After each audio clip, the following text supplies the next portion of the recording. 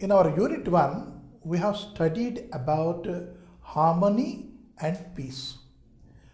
What are the importance of them? Means, what role do they play in our life? అది మనం జాగ్రత్తగా చదువుకున్నాం. Harmony, piece, వాటి తరగ importance, మన లైఫ్తో వాటికి సంబంధం ఏమిటి, మనం ఎంతవరకు హార్మనీ పాటించాలి అని మనం నేర్చుకున్నాం. Almost all 3 units and 4th unit also మనం చూసుకున్నాం. అన్నిట్లోనూ అన్ని కథల్లో కూడాను మొత్తం కథలే ఉన్నాయి. దాంట్లోనూ కథలు ఒక పోయము, ఈ అన్నిట్లో కూడా మనం హార్మనీ, పీసు ఇంపార్టెన్స్ ఏంటి, ఎలాగ మనం నడుచుకోవాలి అని మనం నేర్చుకున్నాం. తర్వాత ఇప్పుడు ఏంటి, 2nd యూనిట్కి వచ్చేసరికి మనం హిస్టరీ గురించి చదువుకోవాలి. హిస్టరీ అంటే ఏమిటి, మన పాతకాలం సంగతులు. హిస్టరీ అంటే ఏదో పెద్దదేదో పెద్ద సబ్జెక్ట్ అనుకోకండి. మనకి సబ్జెక్ట్గా పెట్టారు మనం చదువుకోవడానికి, కానీ అదో సబ్జెక్ట్ కాదు. Then what is it? It is nothing but our past. మన తాతలు ఏం చేశారు, మన ముత్తాతలు ఏం చేశారు, ఎలా ఉండేవారు అని కొంచెం మనం తెలుసుకోవాలి. ఎందుకు అంటే మనం ఇప్పుడు ఎలాగున్నాం, మనం ఇలాగ ఉండడానికి కారణం వాళ్ళే. కాబట్టి వాళ్ళ గురించి మనం తలుచుకోవాలి. You are you because of your father. మీ ఫాదర్ ఉన్నారు కాబట్టి నువ్వు ఇలాగ స్కూల్లో జాయిన్ అయ్యావు, చదువుకుంటున్నావు కదా. సో ఆ ఫాదర్ గురించి మనం తెలుసుకోవాలి. ఆ ఫాదర్ తరగ ఫాదర్ గురించి తెలుసుకోవాలి. ఆ ఫాదర్ తరగ ఫాదర్ గురించి తెలుసుకోవాలి. అప్పట్లో ఎలా ఉండేది, ఏమిటిలా ఉండేవి, ఇవన్నీ మనం తెలుసుకోవాలి. అందుకే మనం రామాయణం, మహాభారతం, భాగవతం ఇవన్నీ చదువుకుంటాం. పిల్లలకైతే బొమ్మల రామాయణం, బొమ్మల మహాభారతం, బొమ్మల భారత కథలు, బొమ్మల భాగవతం ఇవన్నీ మనకు తెలుస్తాయి. తర్వాత కార్టూన్లో కూడా మనకి రామాయణం అన్నది, తర్వాత శ్రీకృష్ణ లీలలు అనేవి మనం కార్టూన్లో చూపిస్తుంటారు. ఎందుకు వాటి విశిష్టత ఏమిటి, వాటి గొప్పతనం ఏంటి? ఆ గొప్పతనం ఏంటి అంటే మనం నేర్చుకోవాలి. అప్పట్లో అలా ఉండేవారు, మనం ఎలా ఉన్నాము, మనం సరిగ్గా ఉన్నామా లేదా, పెద్దల్ని గౌరవించేవారు మనం చేస్తున్నామా. For that we should learn it. మన కల్చర్ ఏమిటి, మన కస్టమ్స్ ఏమిటి, మన ట్రెడిషన్ ఏంటి. మన ఇంట్లో ఒక పెళ్ళి జరుగుతోంది, ఆ పెళ్ళి ఎలా జరగాలి అని మనం తెలియాలి. మనకి ఇప్పుడు తెలిస్తే రేపు మనం ఇంకా పెళ్ళి చేయగలం కదా. ఈ పంచెల పండుగ, లేకపోతే చీరల పండుగ ఇవన్నీ అంటారు కదా, అది మనం చూడాలి. ఆ ఫంక్షన్కి మనం వెళ్ళాలి. చీరల ఫంక్షన్ కానీ పంచెల ఫంక్షన్ మనం వెళ్ళాలి. ఎందుకంటే మనకు తెలియాలి అక్కడ ఏం జరుగుతుంది, ఎలా చేస్తారు. That we can copy again. మన లైఫ్లో కూడా మన పిల్లలకి మనం చేయాలి కదా. And so the history is a must.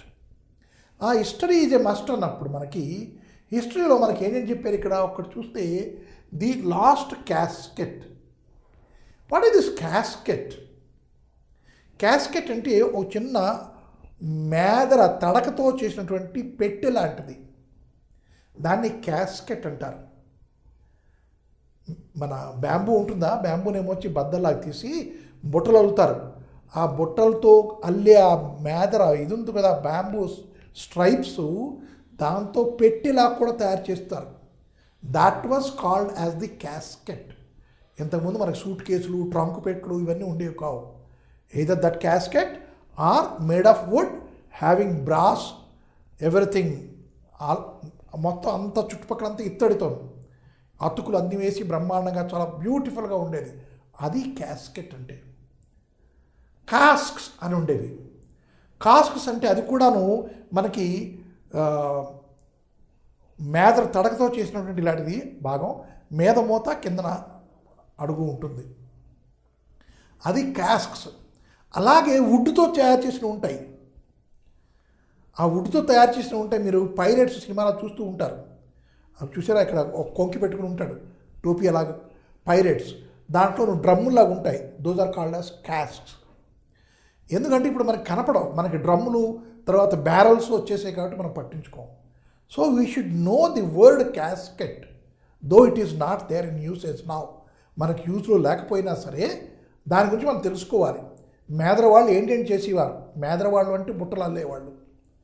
బుట్టలు అల్లేవాళ్ళు అంటే ఇక్కడ మనకి ఒక 2 డికేట్స్ కింద, అంటే 3 డికేట్స్ కింద వరకు కూడాను చూసుకుంటే జగ దీంట్లోనూ ఆ మేదర వాళ్ళు తడికలు తర్వాత విసిన కర్రలు, తర్వాత వచ్చి బుట్టలు, ఇవన్నీ అల్లుతూ కనపడేవారు. ఇప్పుడు వాళ్ళు కనపడట్లే. వై? ఆ చేతి పని మెల్లిగా వెళ్ళిపోయింది బయటికి. So when we know about casket, అది ఎలా తయారు చేస్తారు, that we have to go and ask them only, that is their art. So ఆ క్యాస్కెట్ గురించి చెప్పుకున్నాం కదా, ఆ casket is lost. What are the importance of that losing of a casket? Means we are reading about a great Maratha warrior, Chhatrapati Shivaji. You all know it.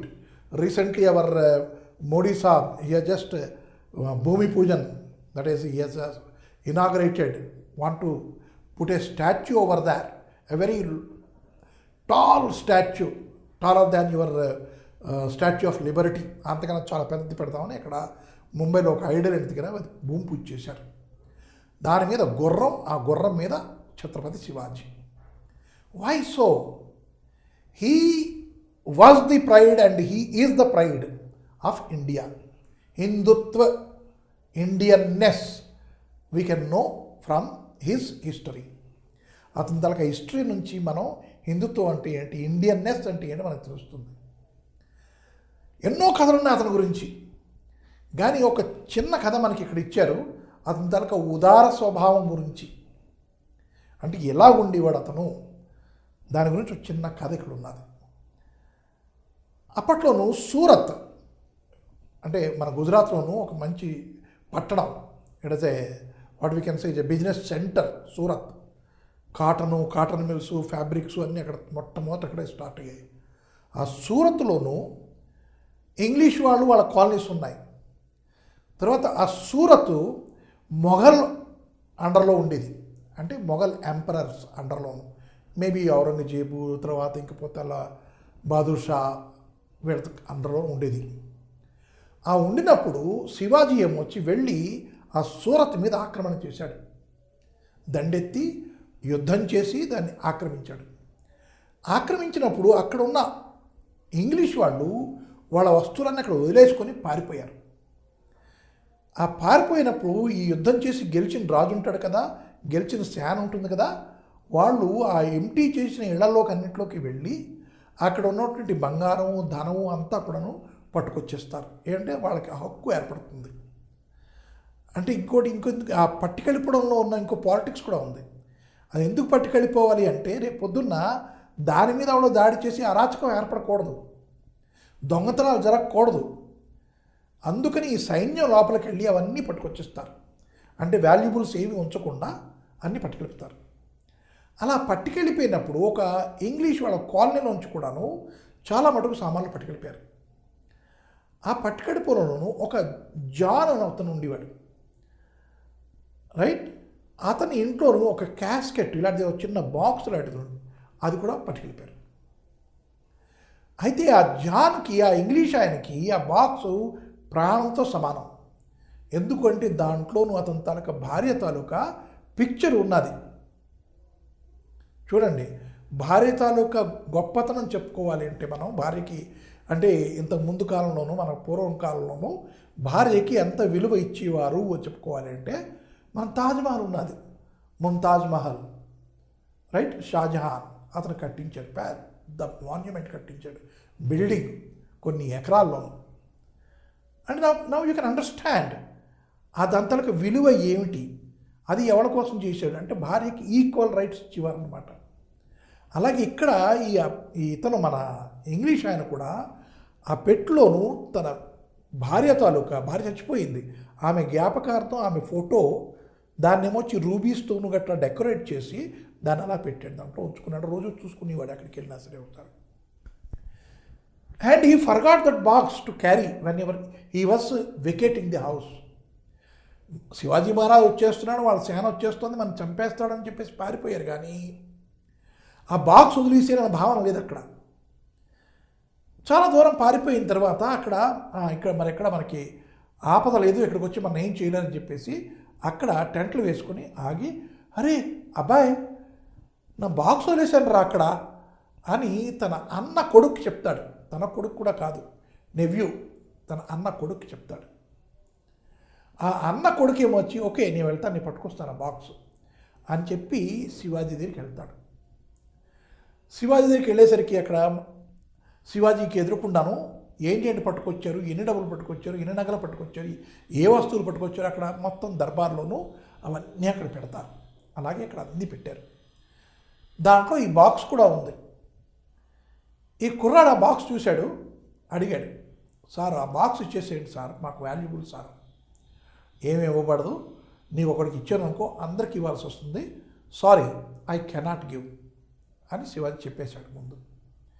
కానీ box తీసుకెళ్ళకుండా ఇంటికి ఎలా వెళ్ళాలి, నేను మా చిన్నాయన గారికి చెప్పేశాను ఎలాగైనా పట్టుకొస్తానని. చూడండి, ఒక నేను మాట ఇచ్చాను అంటే మాట నిలబెట్టుకోవాలి. అది ఎంత కష్టమైనా సరే మాట నిలబెట్టుకోలేకపోతే మళ్ళీ వెళ్ళి చూడలేడు అనమాట మొహం.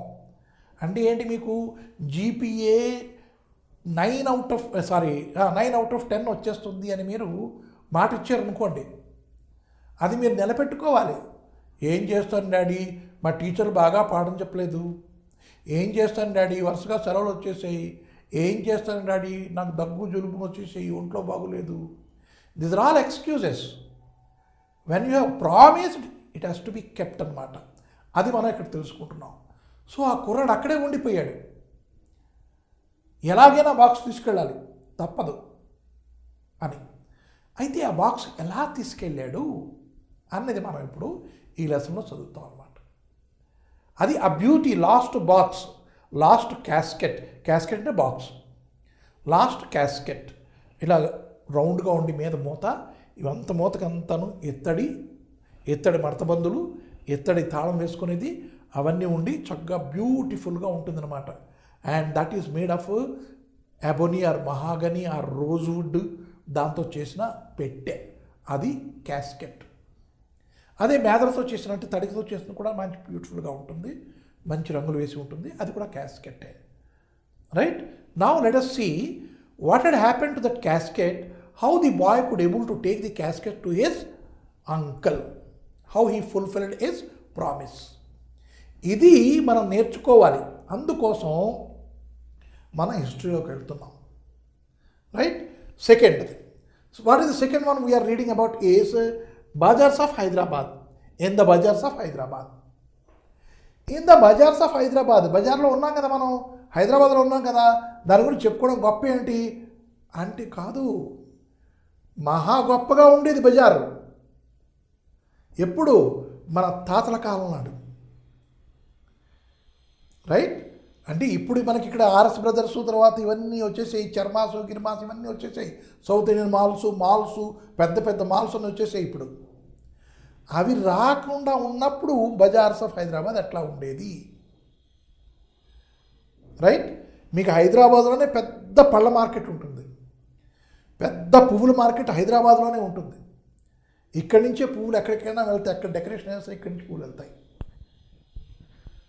పళ్ళు కావాలి అంటే ఇక్కడి నుంచే పళ్ళు వెళ్ళాలి. ఇప్పుడు పరిస్థితి I'm talking about present day. అప్పట్లో ఎలా ఉండేది అంటే, మనం కిల్లికి సున్నం రాసుకుంటాం కదా, ఆ సున్నం ఏమిటి?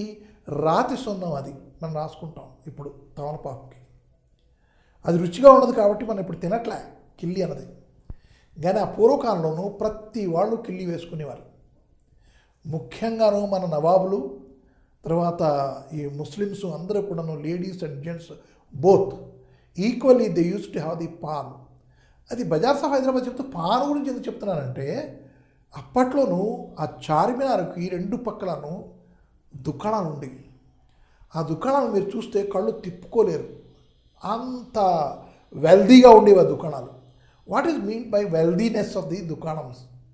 బజార్స్.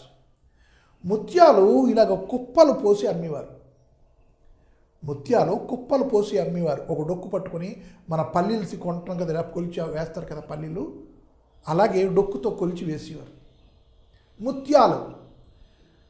ఇప్పుడు ఆ ముత్యాలు మనం కొనుక్కోవడానికి వెళ్తే అక్కడ వచ్చి ఇంత ముత్యం అంతంత ముత్యం చూపిసి, ఇవండి 1000 రూపాయలకి ఇన్ని సార్, ఇవి 10,000కి ఇన్ని సార్ అని అంటున్నారు.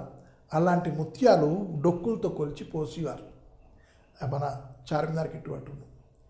ఎందుకయ్యా ముత్యాలు అలా డొక్కులతో కోసి కొనుక్కెళ్ళిపోతున్నారు ప్రజలు? ఏంటి సంగతి అంటే, ఆ ముత్యాలని కాల్చి సున్నం చేసి నీళ్లు జల్లి సున్నం చేసి ఆ సున్నని డొక్కులో పెట్టుకుని రోజు ఆ సున్నం వేసుకుని తమలపాకులు వేసుకునేవారు, ఆ సున్నమే తినేవారు. If you have any doubt, you can ask some Muslim people who are the permanent residents of this place. అంటే అంత రిచ్ హైదరాబాద్ మార్కెట్, అంత rich. That richness has been brought by poetess Sarojini Naidu. She is actually Bengali woman, Bengali girl we can say, born and brought up in Hyderabad, married to a Naidu, and he lived here and he had become the governor, first lady governor and freedom fighter and the poetess. She has written about the richness of Hyderabad. Richness of Hyderabad కాదు, Hyderabad markets, బాజార్స్. So Bhagyanagaram అని హైదరాబాద్ని ఉత్తినే పిలవలేదు. It is really Bhagyanagaram. ఎవళ్ళు వచ్చినా సరే ఇక్కడ వాళ్ళకి తిండి చక్కగా గడుస్తుంది. హూస్ ఎవర్ ఇట్ ఈజ్, అతనికి తెలుగు రావనండి, తెలుగు రానివ్వకపోండి, అతను ఇక్కడ వాడు కాకపోనివ్వండి, ఎక్కడి నుంచో వచ్చిన వాడు అవనివ్వండి, కానీ ఈ 5 వేళ్ళు అతను చక్కగా నోట్లోకి వెళ్తాయి. ఒక గూడు ఏర్పడుతుంది, కట్టుకోవడానికి గొడ్డ దొరుకుతుంది. అది భాగ్యనగరం తలక విశేషణం. అట్లాంటి భాగ్యనగరంలోని భాగ్యంతో కూడుకున్నట్టు బజార్లు మనము ఎప్పట్లో ఆ పూర్వకాలంలో సరోజినీ నాయుడు కాలంలోనూ ఎట్లా ఉండేవి మనం చదువుకోవాలి. అది హిస్టరీ. మూడోదానికి వెళ్తే త్యాగరాజు గారు. అతని పాట లేని ఇల్లు ఉండదు, అతని పేరు లేని ఇల్లు ఉండదు తెలుగునాడులో. తమిళనాడులో అయితే మరీను ప్రతి వాళ్ళు కూడా అతని పాటలే పాడుకుంటారు. రైట్, అంత పెద్ద మ్యూజిషియన్. ఎప్పట్లోనూ ఇగో ఇప్పుడే మన ఛత్రపతి శివాజీ టైంలోనే, పెద్ద దూరం ఏం కాదు, అబౌట్ 300 years ago, అంతే, ఎక్కువ కాదు. సో ఈ ముగ్గురు గురించి చదువుకుంటున్నాం కదా పాతకాలం హిస్టరీలు. ఆ కిందన ఒక చరకుడు అని ఉన్నాడు. చరకుడు అంటే ఎవళ్ళు? అతను the greatest doctor of ancient times. మనకి వేదాలు ఎన్ని ఉన్నాయి అంటే దాన్ని మనం చెప్తాం 4 అండి అని. పంచమ వేదం అనేది ఆయుర్వేదం. ఆయు అంటే ఆరోగ్యం, ఆరోగ్యాన్ని డిక్టేట్ చేసే వేదం అది ఆయుర్వేదం. ఆ ఆయుర్వేదం అప్పట్లో జరిగినటువంటి what we call as surgeries, ఆపరేషన్లు, అవన్నీ కూడాను ఇతను చరక సంహిత అనే పుస్తకం రాసి దాంట్లో పొందుపరిచాడు. అవే ఇప్పుడు డాక్టర్లు ఏమొచ్చి అదే ఫాలో అవుతున్నారు. ఎప్పుడో జరిగిన కాలం నాటి సంగతులు ఇప్పటికి ఇంకా they are following. Why? Because they have this Charaka. Our ancient times, India in ancient times ఎట్లా ఉండేది అంటే మెడిసిన్లో కూడా వీఆర్ ది అడ్వాన్స్డ్ స్టేజ్లో ఉండేవాళ్ళం మనం అప్పట్లోనే, ఇన్ ఓల్డెన్ డేస్లోనే. సో ఈ పాస్ట్ హిస్టరీ అందుకోసం మనం చదువుకోవాలి, ఇండియన్నెస్ మనలోకి రావడానికి. మనలోనూ ఒక భారతీయుణ్ణి, నేను ఒక ఇండియన్ని, I'm proud of being an Indian అనుకోవడానికి ఇవన్నీ మనం 4 చక్కగా చదువుకోవాలి. So now let us start with our lesson, that is the last casket.